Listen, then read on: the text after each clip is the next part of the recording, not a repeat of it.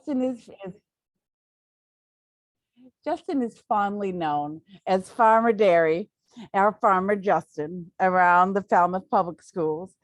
He operated his own certified organic vegetable farm in North Yarmouth for almost 10 years before he started at the school. And as the garden and greenhouse manager for the school in August of 2016. He works with all the teachers and students from pre-K to 12, and he integrates the existing curriculum with the school garden, cooking, and the outdoors. He has a degree in physics and a background in software engineering, which oftentimes comes in very handy for all of us.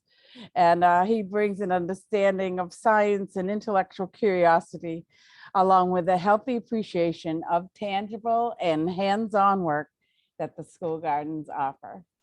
And with that, Justin Deri. Well, thank you, Willie. Thank you, Ryan, Sam, everyone. And thank you everyone for joining us today. We have a very short window, so I'm going to be taking control of the screen here and sharing a little tour video. Whoops, I should have tested this out on this computer. So I have a YouTube video, which I'll also be posting in the chat in case something fails in my world. Try again here.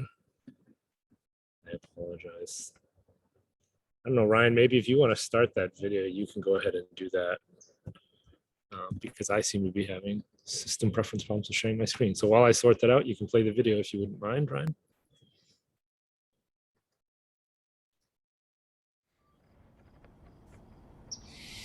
Welcome to Falmouth School Garden Tour. The school garden we're going to be looking at is the Maine School Garden area, our Farming Garden Learning Center, directly across the road from the school campus. It takes about 5 minutes for students to make the journey across the street. This is a little over a half-acre site, close to 2/3 of an acre.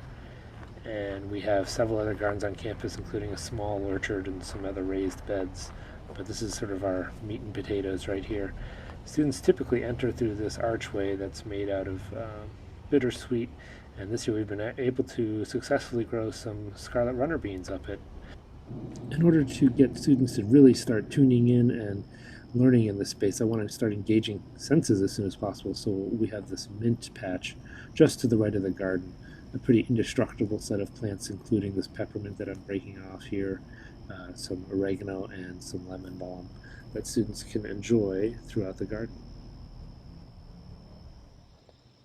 Part of this entranceway is that we have this willow wall that really needs some attention. It's gotten a little bit overgrown, but what I will do is I will come along and cut them this year at maybe about 7 feet height. Branches then are the cuttings to replant to another willow wall or to make an archway somewhere else, and then that'll spur on new vertical growth there.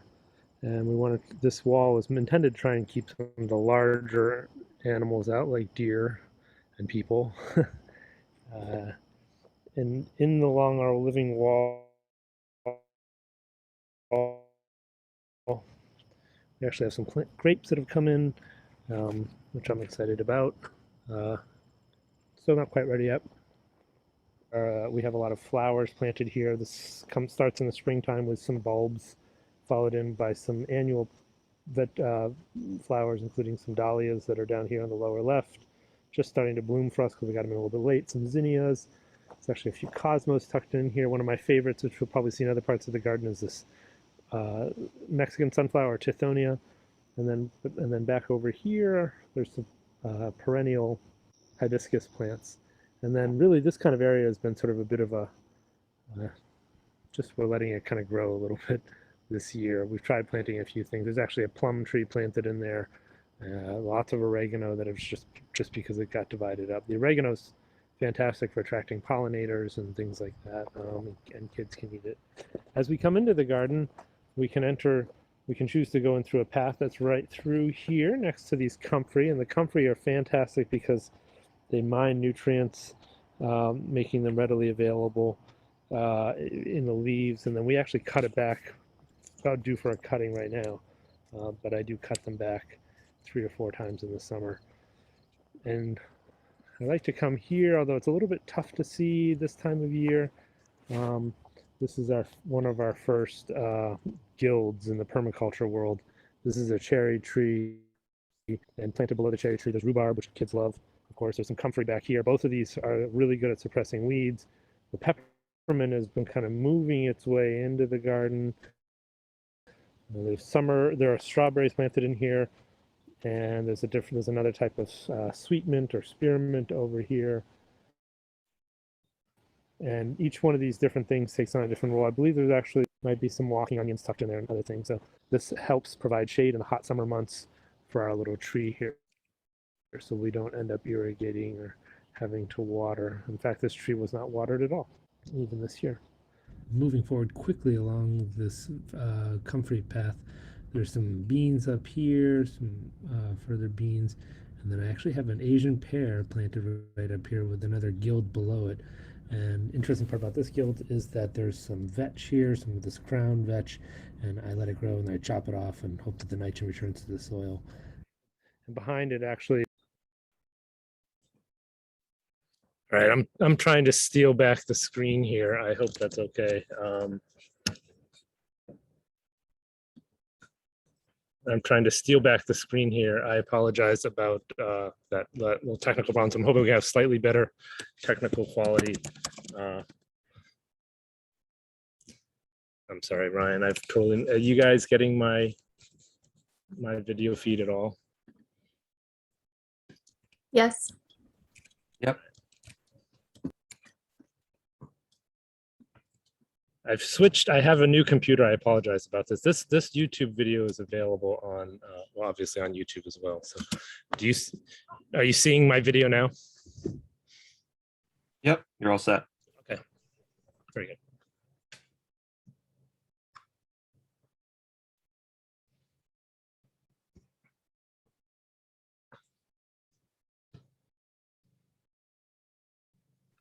We don't have any sound though.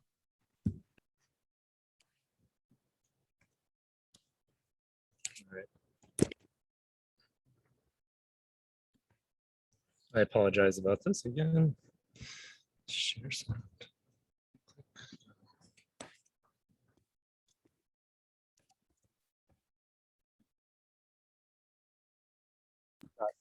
Could I break into song while we wait?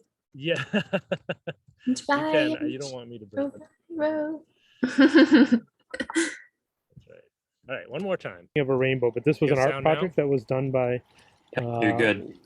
the art teacher at the elementary school with first graders, where they took logs and painted these patterns and things like that. It's kind of a neat project. I helped her out just by getting her the logs, and she really worked to kind of help students develop and plan their logs out and what they were going to plant. And then I as this maintenance was coming along, they wanted to get rid of all of the logs, so I snagged them and I put them up first in what we call our fairy forest, and then later added them over to here. And then we had some cement paver work done with students, but they just added it in the last week of spring, and you can see those on this portion. So again, this water gets pumped up, and it just follows a series of little ponds. This is the only area where we've had to put in plastic liners here, and that's just because of the way that the soil works. So the waterfall is here because it's actually the high point of the garden where we pump it up to, but it's sort of my favorite view of the garden. So here we can see a few shots of it over the years and how much it's changed. So the water is pumped up, drops down these series of little ponds, and then snakes its way off over there, and we'll continue over there in a minute. But this area sort of gives you a view. Let's see if I can move a little bit more. We start to get a view of this portion of the garden. This area is like a big rectangle, and we call this Martha's garden. We've had tomatoes here and potatoes. And we'll cross back over the stream in a second, but right here along the stream edge, I'm actually growing some celery, and we're going to walk back up this path, passing corn and beans. But the reason why I walked down here is I wanted to show this little trellis off that we're using here. These are really cheap cattle panels. There's nothing too sophisticated about them. They're maybe like $20-something a piece, and they should be about 4 feet wide by, say, maybe 16 feet long. You just hoop them over, and you just come up with some sort of a system for putting them in place, like a stake in the ground or just burying the edge. And then they become excellent ways of growing things. We've had peas on here. Last year we had beans, we had birdhouse gourds, and loofahs growing up here. This year we had peas in the spring. The beans didn't go in here, but the birdhouse gourds are growing in here. So this is nice. It's pretty easy. And it's a pretty easy way to trellis things up. We do have water here, which is a huge help. Looking back towards the birdhouse gourds, you can see also that there's a bunch of volunteer sunflowers that we let the birds and bees enjoy, and chipmunks, and they just kind of reseed themselves every year, and we enjoy them. Down here we have some husk cherries. These can be a treat for kids. Just remember, you've got to only eat them when they're orange. This is sort of a minimum orange, I'd say, to be tasty. If you eat them green, it'll make you throw up.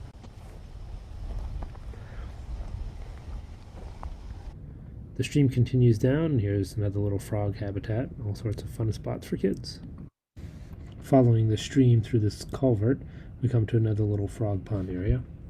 And this year we don't have our aquaponics set up this year, so I actually took some of the rafts that we had, and then this spring just sort of tossed them in the water and threw in a few basil plants. So they're not doing fantastically well here. I mean, I think we've had cold water and things like that. It's just not a great place for basil, but they're still here. It's growing. Continuing down the hand-dug stream behind the hoop house here, you can actually see our pizza oven off in the distance. And up on the right, there's a little garden bed reclaimed. And to the left here, it's Elderberry Island, which needs a little bit of attention, perhaps some filling in or even moving of the elderberry tree.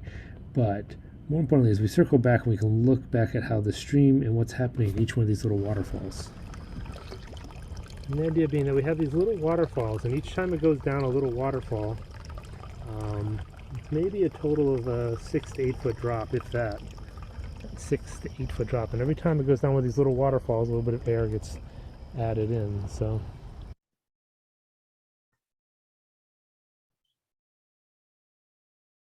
there's a spot right near where I'm standing where the water can pump up, and then I can actually divert it. And there's a little bit of you can see a little bit of the green hose here. It goes over to my rice paddy, which is right over here, and we'll look at that in a second. But the water basically, for now, cuts around the backside of this little mound and goes into our main pond area. And this is where we have turtles and frogs, and I've seen ducks and all sorts of wildlife. And if you watch any of our videos on YouTube, you'll see some of the things we've seen. And we have a few intentional plants in there, from lilies and irises, and of course lots of duckweed and other things. And then this is an old hugel mound that needs to be removed or changed. It's just not working well for us. But in the hugel mound is bee balm, which again is coming to an end at this time of year. And then we have a whole bunch of this walking onion, and this just started off as a handful of seeds. And as you probably know, with walking onion, or maybe you don't, they grow up maybe 2 or 3 feet tall, bulbules, and then they fall over and plant themselves. And that's kind of what's happened here, is they've just planted themselves in all these different spots around here.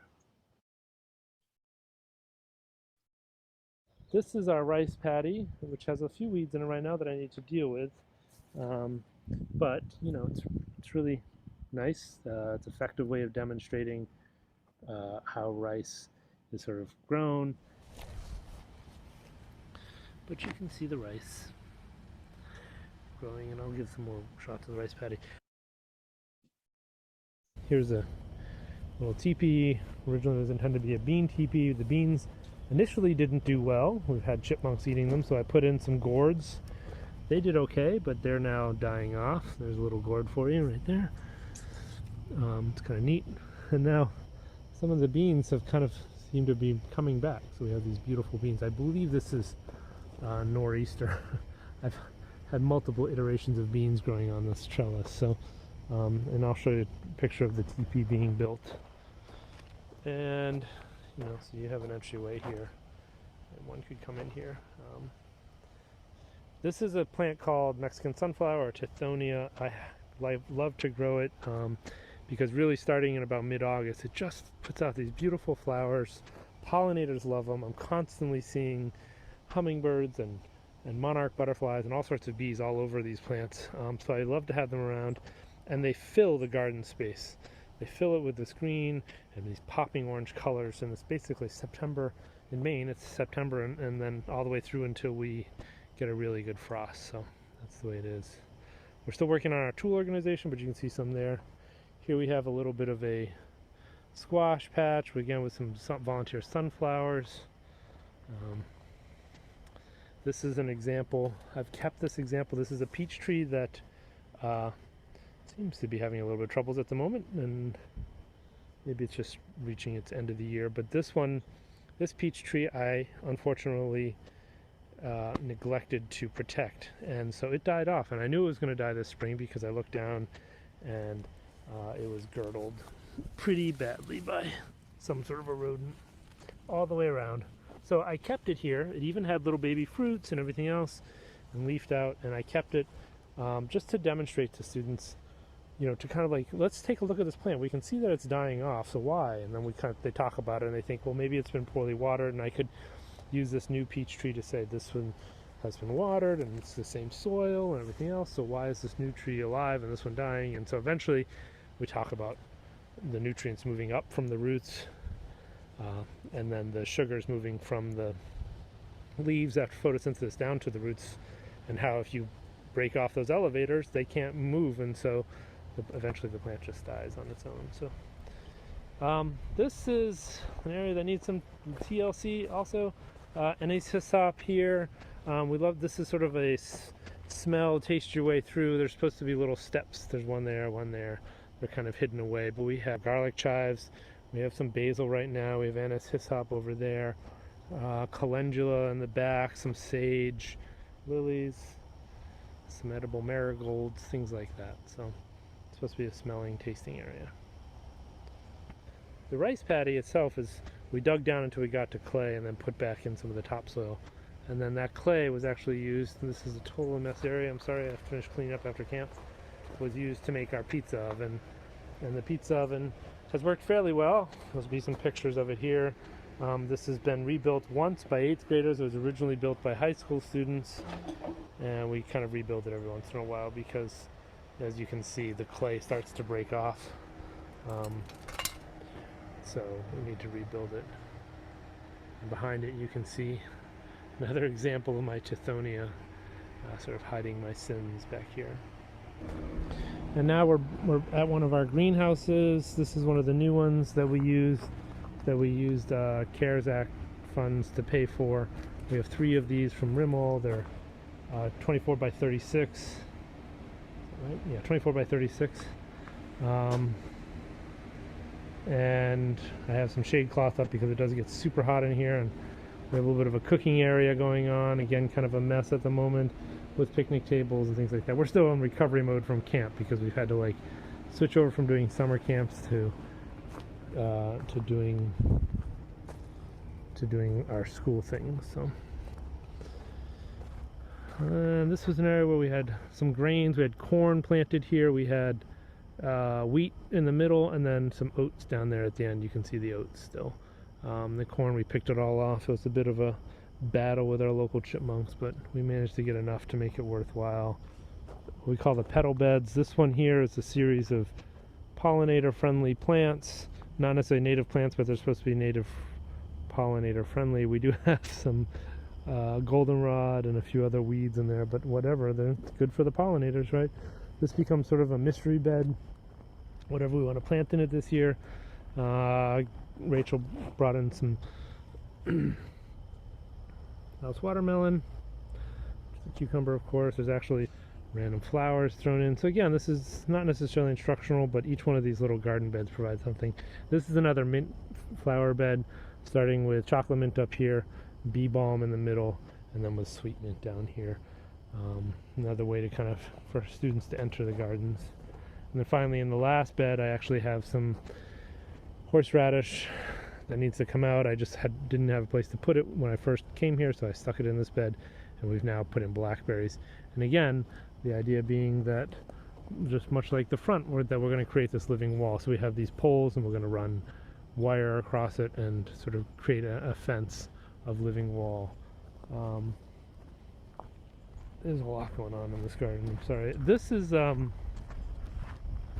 of our other little features.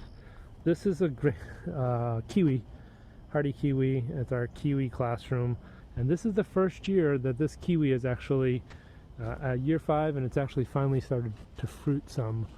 So, and what was really fun to show off on this plant is that you have a female plant, and a male plant, and the flowers are very distinct across the male plant versus the female plant, which of course you can show very distinct flowers in squashes and cucurbits, but this is cool because rather than just being on a single plant, it was all on one plant. So, and after we walk back through again our messy hoop house, this is our hoop house section. If I turn around quickly, so coming back out of the hoop house, blackberries, raspberries, and then another little mixed garden bed, which includes things like comfrey, some apples, some more walking onions, lovage. There's lots and lots of just randomly sown kale. Actually, this kale came about because what happened is I took some kale seed and I was winnowing it in front of our vent fan one year, and it just blew out by accident, and now we have it growing everywhere we want. All sorts of it. And then down here is another plant called crow's knees, which somebody gave me. And then this is an elderberry, and then tucked in way over here, which I was just robbed of, but maybe I'll have some pictures to show you, are some hazelnuts. And the idea with here is that the idea here is that these hazelnuts will become a hedge or a row. And you can't see it so much now because of all this coltsfoot that's growing here, but there's actually a ton of strawberry plants growing all over the place here. So this provides lots and lots of fruit for kids to pick and eat all spring, and I've just again let them grow like crazy. Here's an example of the walking onion, Egyptian walking onion. Actually, this one had 2 seed heads growing on it, so it drops one, and as soon as these things touch the ground, they'll just immediately start sprouting roots, and so they take off. So we have an apple tree tucked in here. So really there's a lot going on in this garden, and it's hard to get it all in a quick tour, and I welcome you to come visit us at any time, and I'd be happy to show you around. But here we go. Okay, so that was probably over an hour of footage, so I apologize for the rough draft feel of it, but I did want to also show you guys. Hello friends, Farmer Justin. Sorry about back that. Inside the Falmouth School Garden hoop. Autoplay is the bane of Zoom video presentations. I did want to say that space looks very lush and green right now, and that sometimes people come to me and say, oh, it's so great, like you guys have all this great growing soil. This site was originally intended to be a tennis court, and I have a picture of it before anything was built on it. So the ground is actually compacted soil with rocks and clay, and a very thin layer of original topsoil. So just in this photo was taken, I believe, in 2000, maybe Martha will correct me, I believe it was 2015, and then in 2016 the hoop house was constructed, and there were a couple of mounds put in, and the original frog pond was dug.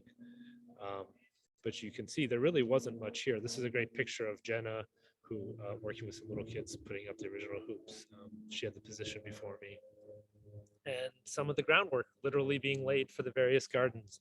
I believe this was a garden that was inside of the hoop house. So I don't have a lot of time left for my actual presentation. And again, Brian, I'm sure will be posting the YouTube video of that tour.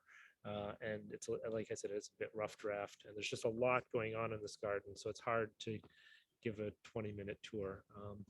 So when working with the teachers, and you're trying to kind of grow your curriculum and grow their curriculum around your garden, or grow your garden within their curriculum, I think for me, one of the most important aspects is just really being enthusiastic, not hyper, but kind of having an enthusiasm and a willingness to be open to how you want to be able to use your gardens.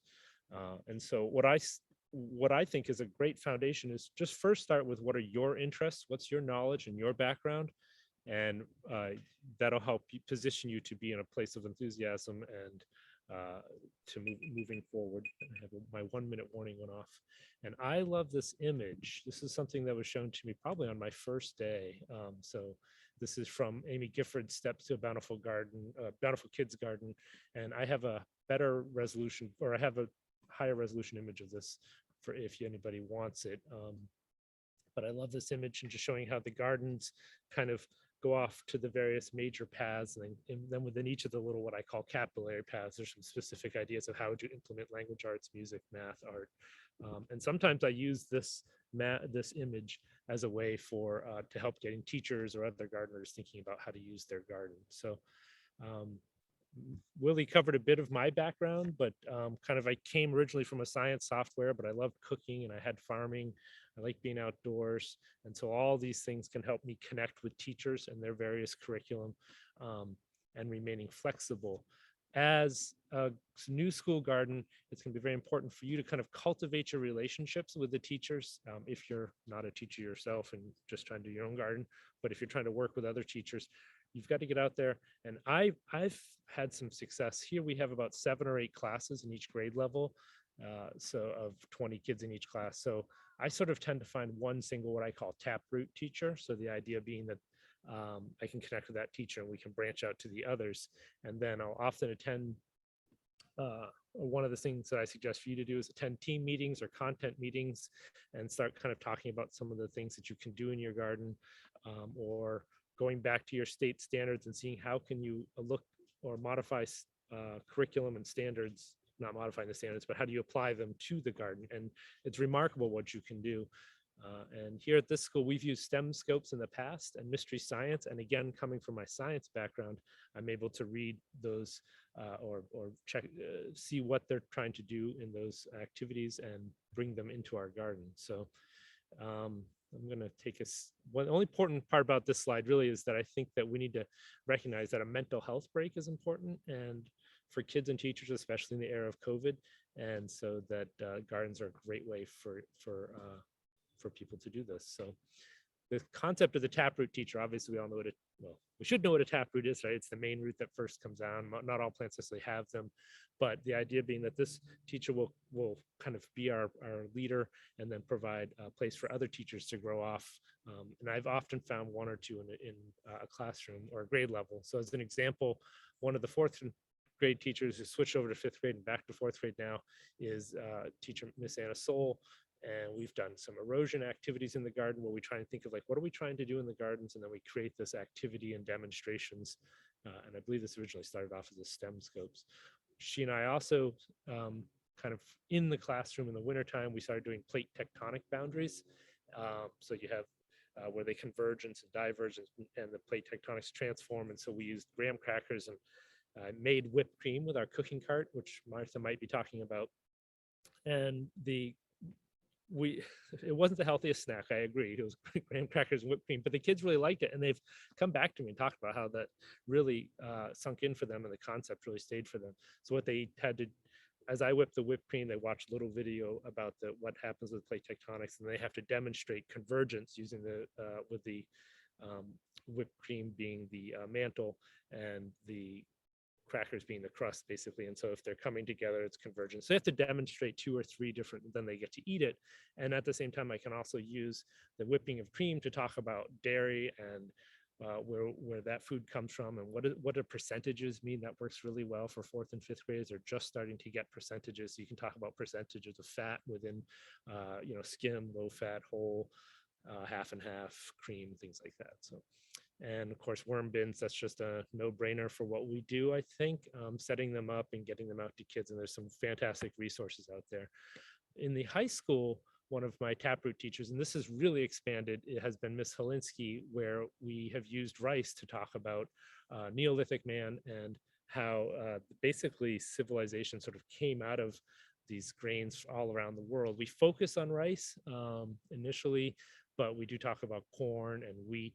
And I try to talk about the others. And So it started off first with just her history class. Now it's basically all freshman history go through this. And then her son happened to be in 6th grade, and 6th grade has early man, Neolithic era in their curriculum, kind of at a higher level. And so now we do it with most of the 6th grade classes as well. So it's a busy couple of weeks in the fall where we harvest the rice and we do a whole discussion. I have sort of a simulation of what it might be like to have save the rice and to then use rice as currency, and people develop specialties.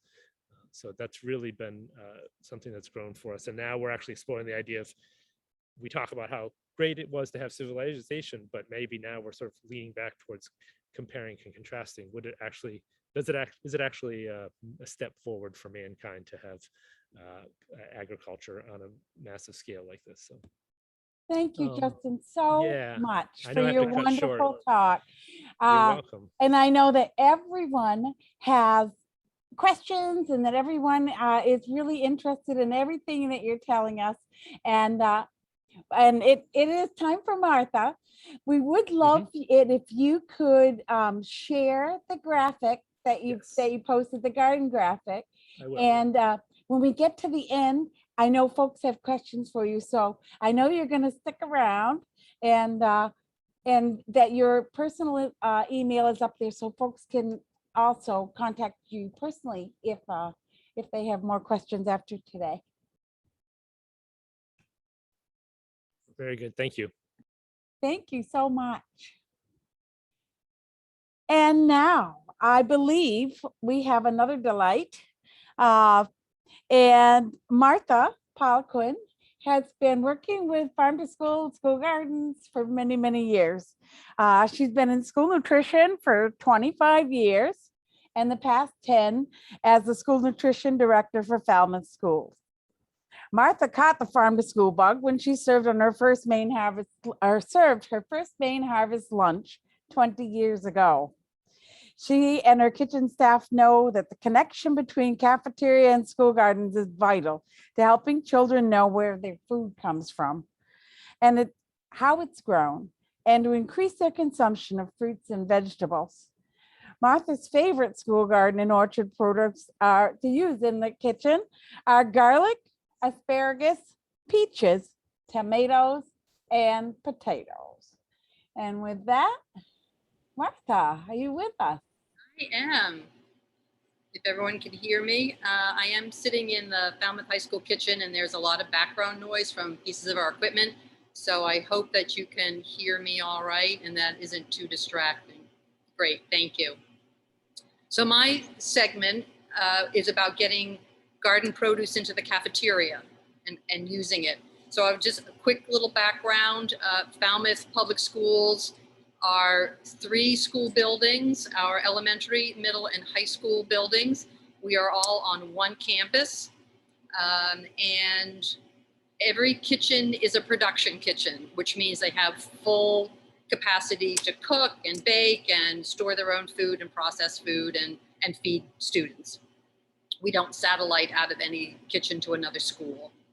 We have approximately 2,100 students across our campus. The school nutrition program participates in the Harvest of the Month program that the state of Maine has now fully implemented. This is my 11th year, starting my 11th year here in Falmouth.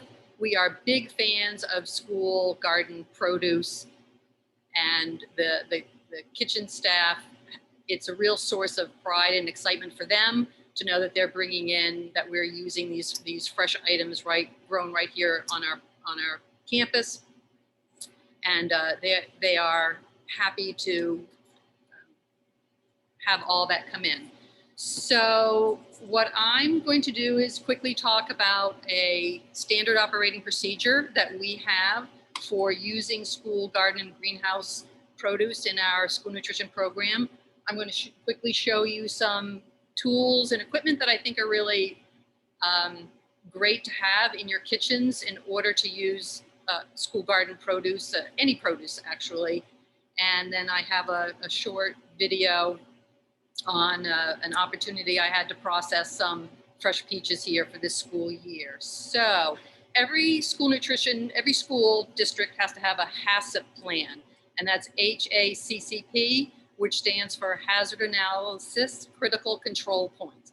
And this is really a food safety handling plan that you need to have in your schools, and it's full of standard operating procedures, or SOPs. So around hand washing, handling food, preventing cross-contamination, temperatures that you cook foods to, a variety of things like that.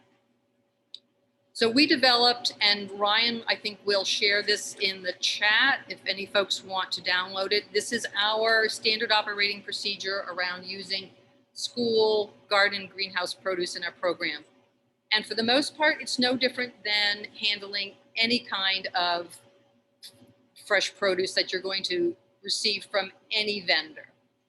But it does include some pieces here about making sure that there's a good relationship between the nutrition program and school gardens around knowing what are the growing practices in the school garden.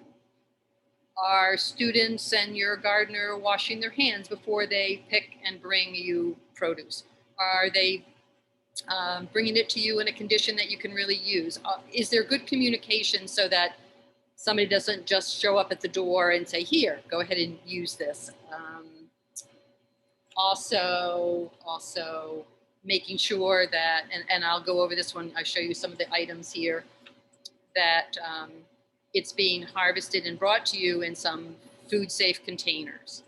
So, so Ryan, if you've shared that, that's great. And you're all welcome to use that in school nutrition and, you know, in all of your programs. We share everything, recipes, procedures, ideas. I mean, it's a very collaborative community.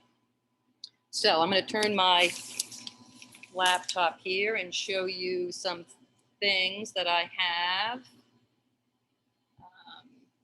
One moment.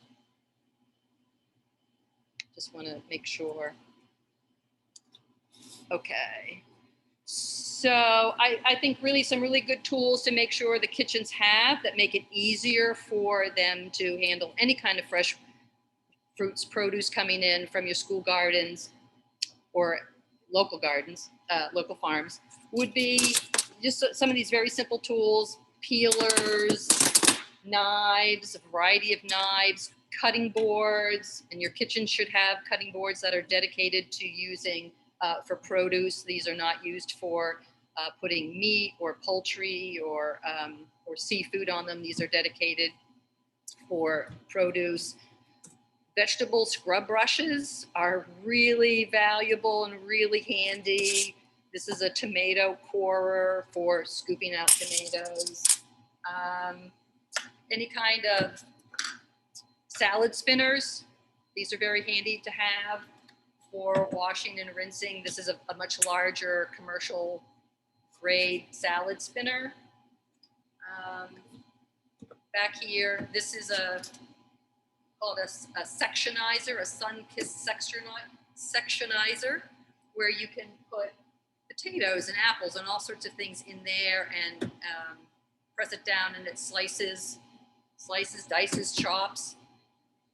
I think it's important to have these kinds of tools for kitchen staff. I think it adds to their enthusiasm to using your school garden produce. You know, giving them, they've got the talent, give them the tools. And then another really important piece, some things to have, as I mentioned before, are food grade containers. So this is a plastic tote with a lid, and we have it marked with school garden produce on it. And what we have found with our health inspector, you know, there are all sorts of things like soda crates and milk crates and other kinds of crates and things that have a lot of surfaces, and health inspectors don't really care for those for putting and holding a lot of fresh produce, because it's just too many surfaces that need to be cleaned and too many surfaces and nooks and crannies that's a possibility for any kind of bacteria to grow in. So that's why kind of this clean, smooth surfaces for putting your stuff in. So these are great to have to send out to the garden, so your garden manager, your harvesters, whomever, can put stuff into that and bring it into your kitchen, and you know you've got a nice container for them to use. And that's very easy to put through a dishwasher and clean and keep as dedicated. So things like black garbage trash bags are a no-no. It's really, really important to make sure that produce is being brought into your kitchens in food grade safe containers.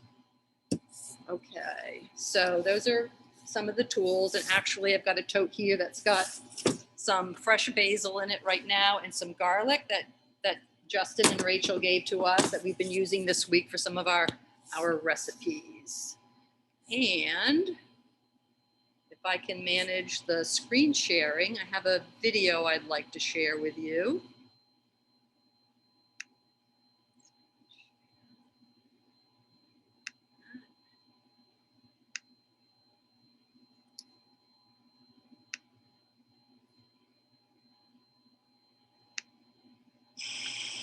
Here at Falmouth High School, we are super fortunate to have an orchard, about a 20-year-old orchard on our school campus. And one of the fruit trees that we have, we'd love to get something from are our peach trees. This year, they haven't done too badly for being 20-year-old peach trees. And you can see this one still has some peaches on it. We haven't finished harvesting. Our summer camp has been coming over and taste testing, I think, some of the fruits out here in the orchard. But today I'm just going to take a moment and see if I can do something to optimize. I think this was something I was supposed to try to do. Optimize for video clip. Okay. See if that helps.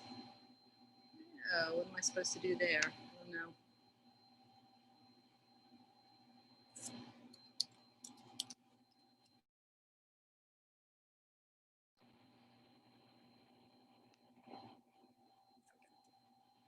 That we harvested last week. They're ready to go. And so we're going to skip on into the kitchen, and you're going to see what we do with the peaches that we harvest from our high school orchard. And here's a beautiful apple tree. Okay, so we harvested about 100 pounds of peaches last week. We gave them a little bit of time to ripen up a little bit more. And we're going to wash them and cut them and put them right into some containers. This is I have a plastic bag lining an 8-quart container. So I'm going to know how much I have in each bag. Each of these will weigh about 10 pounds when they're done.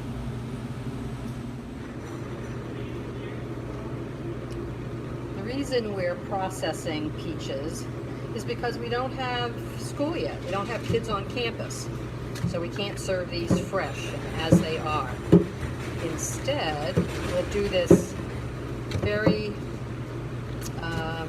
minimal amount of processing in order to freeze them and use them in other ways when school comes back in session. We can put them through a blender or Roboku, chop them up for smoothies or parfaits. We can bake with them. Those are a couple of the easier, more popular ways of using them. Don't bother to take the skin off because, again, we're going to bake or blend them in some fashion so that skin is just going to be part of the tasty flavor that's all blended through the peaches when we use them. These are cling-free peaches so that the flesh of the peach just pulls away from the pit very nicely, very easily. It's very easy to just take a small paring knife and kind of very quickly cut chunks off the pit and fill this container and pick out anything we don't really want in there. There's a little bit of this and that from the natural fruit that we want to get rid of. Okay, and so now I have filled this container, this 8-quart container. I can just pull the bag out and tie it off. And I know that I've got 8 quarts of peaches ready to be used in something. And these will be in the freezer. And you certainly can use any other size container. You can easily line a 1-gallon container with a plastic bag. I know you have a gallon of something, smaller plastic containers. And it's just a good way of knowing how much you've processed and put aside. And now, through the magic of time and video, you can see that we have these beautiful bags of peaches cut up, sitting here in the freezer. More there, partial bag there. We'll label those with a date and the quantity and where they came from, and then we'll be able to use them in our kitchens.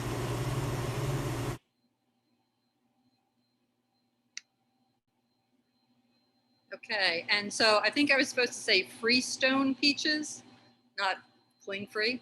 And also, if you noticed, I used a crate to have the peaches in there, which is against what I just told you. It was the smart way to bring your produce in. That kind of crate, while it's handy, again, has a lot of nooks and crannies and becomes a more difficult container to wash and sanitize. And the last thing I'll take one moment to do is show you the classroom cooking cart that we use. This will just take 1 minute, and I know my time is about up. So I'm going to share my screen again. And go there, I think. And can I move that out of the way? Yep, there we go. Thank you.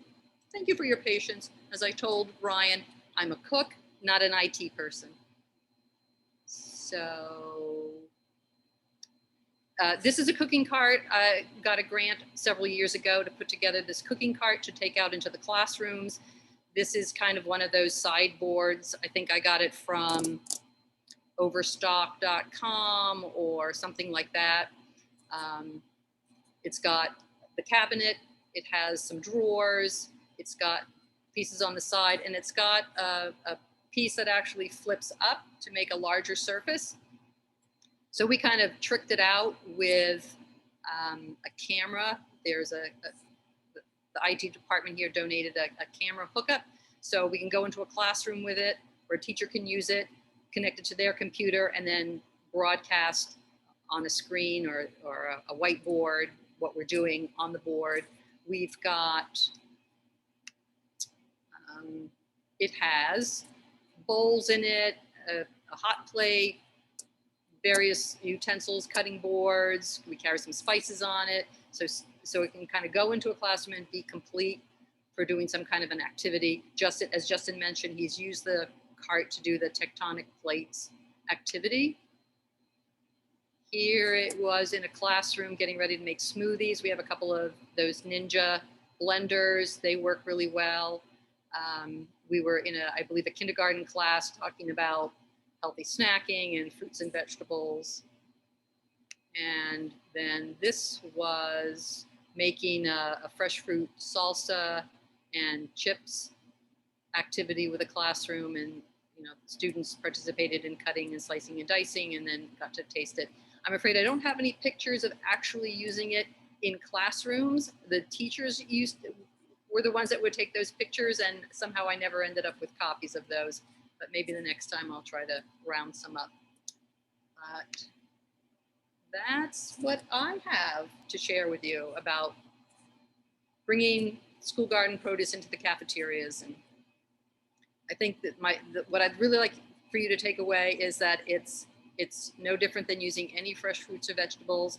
Just have to have your operating procedures in place and give your staff the tools so that they can't use, to minimize any objections to bringing those kinds of things into the kitchens. Okay. That was fantastic, Martha. Thank you so much for sharing with us.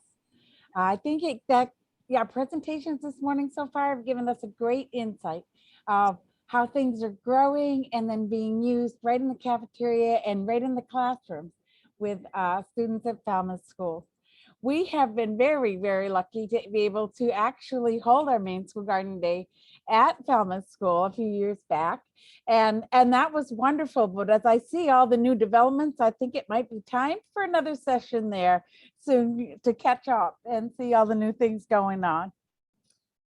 Now, at this time, we're going to move ahead with a presentation about how many resources and lessons there are that you can use to make this happen in your schools and with your school garden. And I'm really excited to introduce Kelsey. I am blessed to work with her daily. She's been the program assistant for Maine Agriculture in the classroom now for almost 5 years. Boy, that time has flown. Her work is focused on providing resources for schools and educators on how they can incorporate and use more agriculture in their classrooms. She graduated from the University of Maine at Farmington with a degree in community health and a minor in nutrition. Kelsey is passionate about educating people of all ages on where their food comes from and increasing the knowledge and awareness about the importance of locally sourced foods and good nutrition. Thanks, Kelsey. We appreciate your presentation today. Thank you. Good morning, everyone, and thank you, Willie, for that introduction. So today, like Willie said, I'm going to be sharing a little bit about where you can go to find garden curriculum resources. It always hurts my heart a little when I hear educators say that they can't fit agriculture into their curriculum because it really doesn't have to be an extra thing. The school garden can act as a springboard for a wide range of lessons in science, math, history, social studies, English language arts, visual and performing arts, and health. The tour of the garden that Justin showed the video of was just such a great example of that. So, and you don't have to create your own lessons or often even your own materials. The internet is ripe with resources, free garden curriculum resources for educators. So I have a few documents that I'm going to go over, and I believe Ryan is going to put them in, thanks, I like that pun too. Ryan's going to put them in the chat, and they are also going to probably be sent out afterwards with the resource email. So the first is a PDF I created called MAITC, Maine Ag in the Classroom, School Garden Curriculum Connections. And that has some of these free resources that I mentioned are available in it so that you can find them easily. And I'm going to share my screen here too and show you this. Here we go. Okay, so this is a document and it's linked, hyperlinked, all of the pictures, so you can just click on them and get to these. So first I'll say if you're new here and you don't know much about Maine Ag in the Classroom, you can click our logo here at the top, which will take you to our website and you can learn more. I could spend the next 20 hours, never mind just the next 20 minutes, talking about Maine Ag in the Classroom. So in brief, I'll say that we're funded primarily through the agriculture license plate, which down at the bottom here. So hooray if you have one. And thank you if you have one. And so we do, so the funding that we have comes from them, are primarily from the license plate, and we use that to support educators throughout the state of Maine in incorporating more ag into their classrooms. So we do that through professional development opportunities for educators, our lesson databases, our README program, our grants program, and more. And I'll be going over some of these in more detail, but for more information, I suggest checking out our website or either contacting Willie or myself, and we'd be happy to answer any questions that you have. So I mentioned lesson databases. You'll find two that are directly linked on our website, and they're linked in this PDF as well. So the first is Teach Me About Food and Farms, which is right here. And like it says, this is our Maine-based lesson site. You'll find lessons, books, activities, videos. It features a searchable database of over 200 lessons. All 6 of our Agriculture for Me books are available to read digitally via this site. And they are linked here as well. So if you click on one of these, it'll bring you there.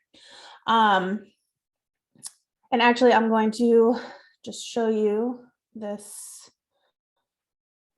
Can you see the Teach Me site? Or no? No, okay, let me change. Here we go. Okay, so now you should see the Teach Me site.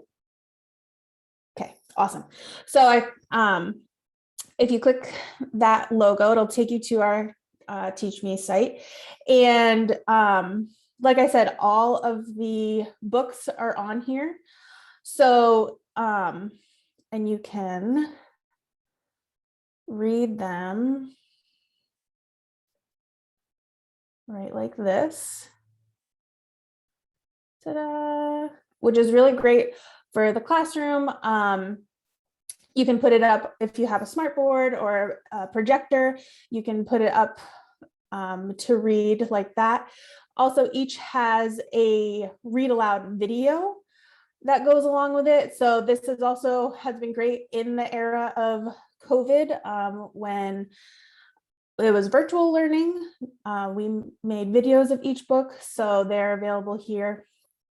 And that the digital copies of the books are great for that as well. So back to this page. Connecting to the garden through literacy is one of our favorite ways to get agriculture into the classroom.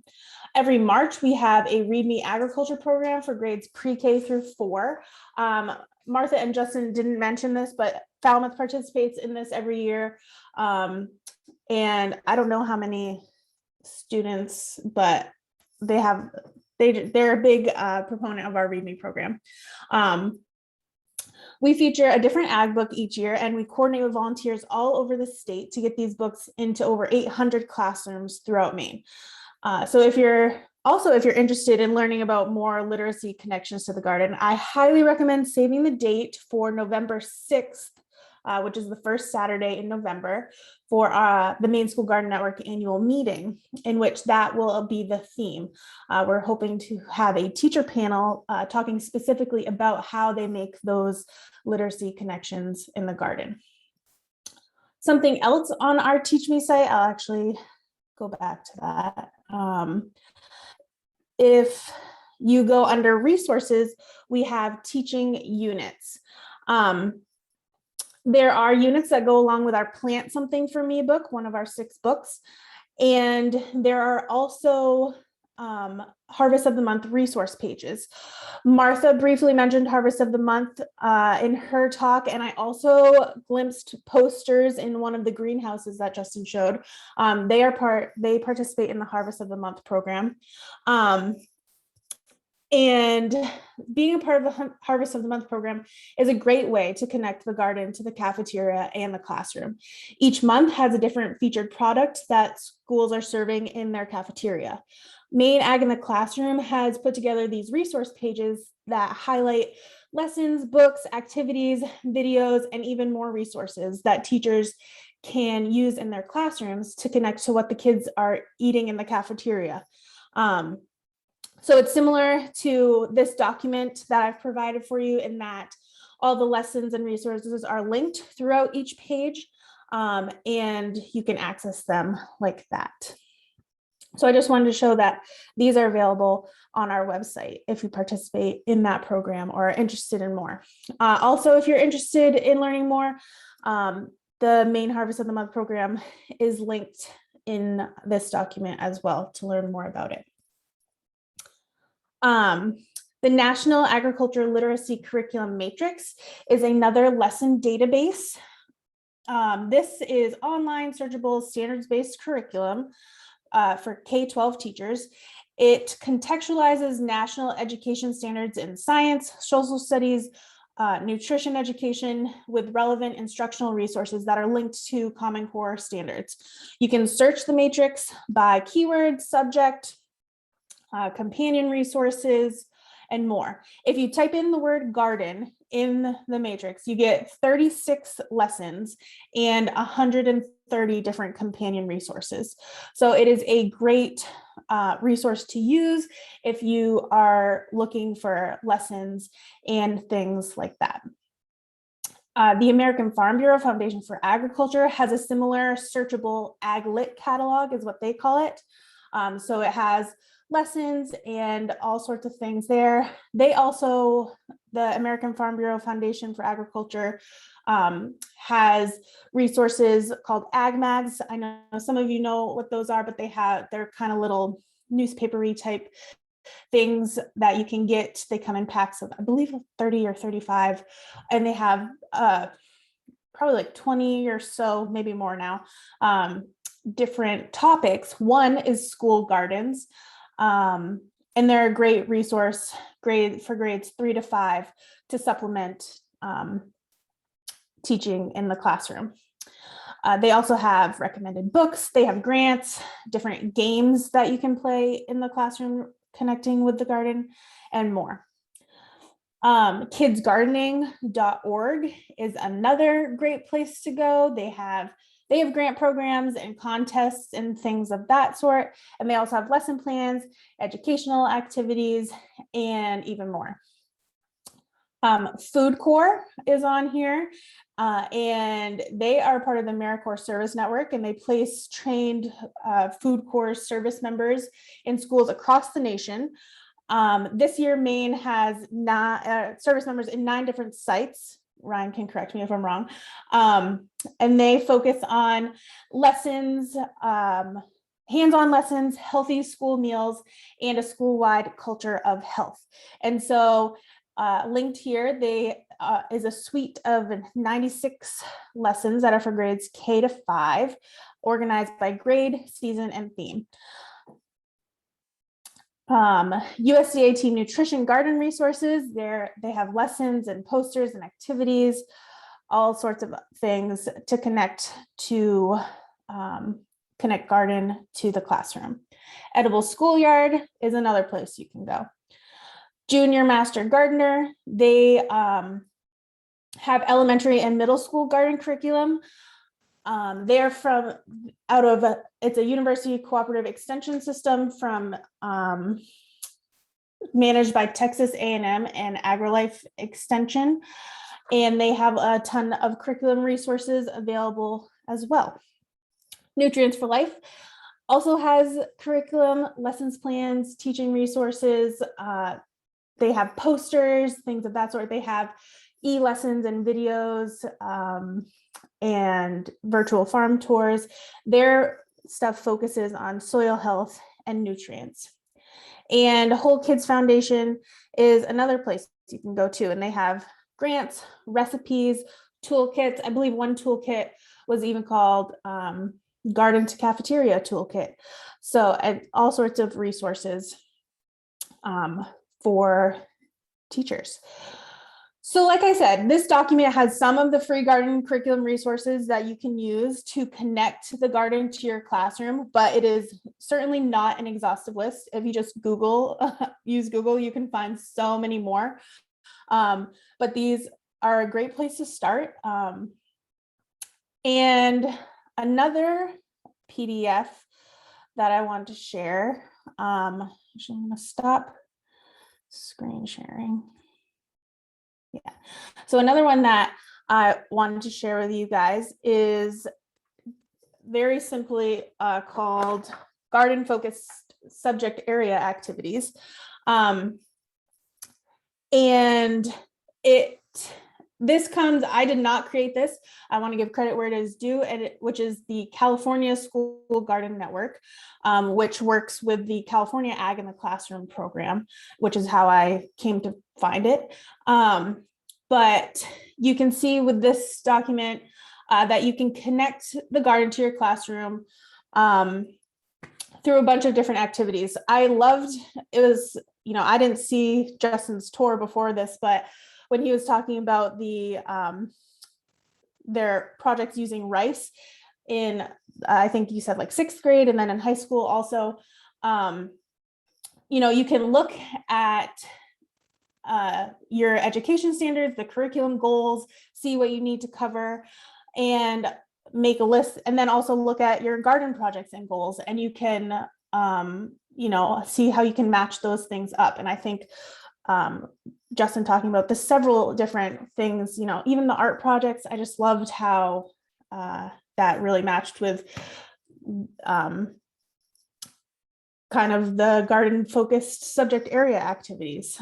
So this document has, like I said, has a list of activity ideas that are organized by subject area. So it can help you get started if you're looking to just do some different little activities. And then lastly, I know I'm like running out of time, but I just wanted to say that come back to the literacy connections to the garden. There are 2 other PDFs I have for you that offer supporting materials for garden themed books. One of the books is called Right This Very Minute, and the other is called Seed, Soil, Sun, Earth's Recipe for Food. These 2 books are we've used for different pre-service trainings with teachers and other trainings and README programs. And they are great to use when connecting literacy to the garden. So the documents that I have for you have more information on the books, links to read aloud videos, and also several lessons from the National Ag Literacy Curriculum Matrix that you can use to go along with the book. And so that is just kind of a really quick rundown of different ways that you can connect the garden to the classroom.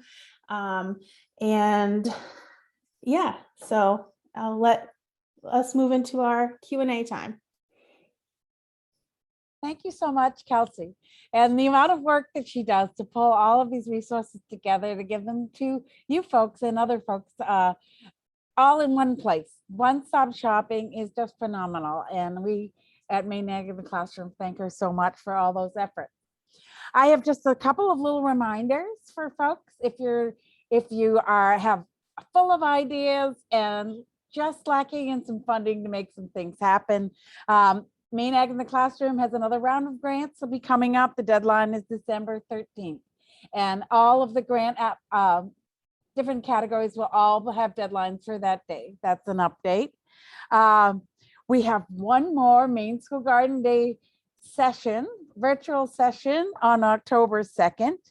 And that will be focused on the long-term support with school boards and administrators and the public for your school garden. So bookmark that or mark that on your calendar because that is going to be a wonderful session as well. And the last session in this series of virtual Maine School Garden Days. I was excited that Kelsey told you about the Maine School Garden Network annual meeting coming up on November 6th, because that's going to be in person, we hope. And we'll always put a little caveat in that right now, but please put that on your calendar because it will be a great experience. It's at Thomaston Grammar School, and there will be some new faces and some folks that can learn a lot from. So with that, I haven't seen a lot of questions here, but I suspect you all have questions. Martha and Justin and Kelsey are all here. So I'm going to turn it over to Ryan to move on to questions and answers for the last couple of minutes.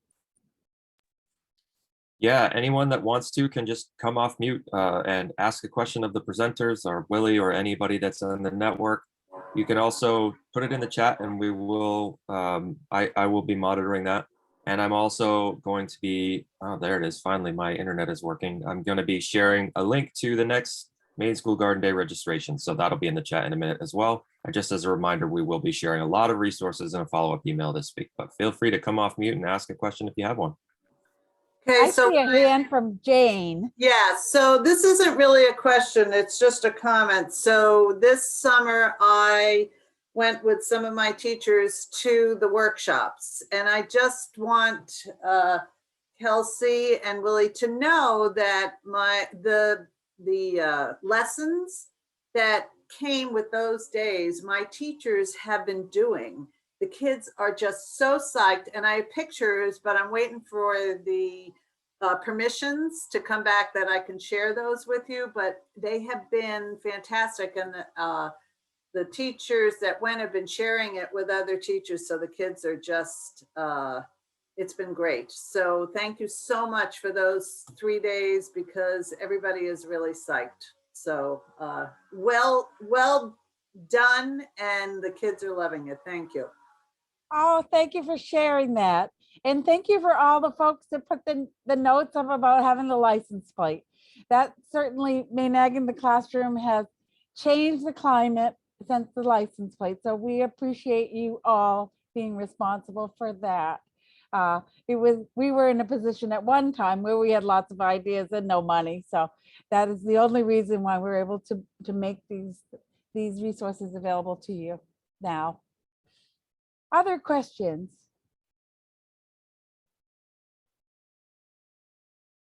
Justin, do you have something you wanted to finish up for us that you thought of after you finished your presentation? I don't think you wanted to open up that Pandora's box, Willie. So I have lots of things I could talk about always, but no, so sorry, just sorry about my technical problems. And I did link, Ryan's going to send along a link of the slides and and some of those images and the YouTube video that I did too. So, and we really are welcome to anybody coming over anytime. You're welcome to come here anytime without us, but if you'd like to schedule something for a tour or whatever, just contact Martha or myself. So. Yeah, that was a cool video. Very well done. I like all the there's like some fast forward pieces and like the pictures, and it was just like very engaging and cool. I'm looking through the chat just briefly just to see if there was any questions that were in here. And I see one that was about the carts, and I don't know if maybe that was already answered by Brittany, but there was a question about the carts, the educational like cooking carts. I think it was Nini, or if I'm pronouncing your name right. Do you have an estimate cost of the carts with the contents? Yes, the cart that we put together was under $1,000. I had actually gotten a $1,500 grant from the Falmouth Education Foundation to put that cart together, and didn't spend all of that, which was great. But shopping online for good prices on items. I have access to some supply companies that we purchase the I want to say hot plate. That's not the word the name of it, but some induction. of our, thank you, Justin. The induction burner and the blenders and some things like that at some good prices. So that was helpful. Bowls and little paring knives and spoons and spatulas and those kinds of things aren't too expensive. So we crammed a lot into that. We do cram a lot into that cart. And again, sort of tricked it out a little bit more with hooks and things so that we could hang stuff from the sides and just be able to carry as much as possible. So that was about under $1,000. And I would suggest that if someone's interested, contact your PTOs, PTAs, any kind of educational foundation outfits that might help fund something like that. Maine Ag in the Classroom. Maine Ag in the Classroom. And I think there might even be some other kinds of equipment grants through the Child Nutrition Services Department of Education here in Maine, those kinds of things. So. You can also get your school board to pay for it. If you want to learn how, come to the next Maine School Garden Days session in October. There's a link in the chat. Good plug there. All right, we're coming to the end of our time. Does anybody have one last question? Just as a reminder, we will be sharing a lot of resources. We're going to share the contact information for all of our presenters today. You can always reach out to us at Maine School Garden Network. The contact information for that will be shared as well. But remember that the Maine School Garden Network is not just the people that put these on, it's all of you. Anyone who participates in the network is part of it. And we wouldn't be here without you all doing the great work that you're doing on the ground in schools, trying to make these connections with your teachers, your nutrition programs, and the kids that you all serve. Wonderful, Brian. Thank you for saying that. And everyone should receive the Maine School Garden Network newsletter on a monthly basis. And that usually comes out around the 20th to 22nd. So look for it coming up this month. And if you have interesting things that you'd like to get into that newsletter, please feel free to submit those to any one of us on the committee that is on this program, and we'll help you do that. Thank you all for being here Awesome. today. It's phenomenal morning. Have a great day. Enjoy your garden. Thank you, Willie. Thank you, Ryan. Thank you, everybody. Bye, Martha. Thank you. Thank you. Thank you again. And Justin and everyone. Yeah.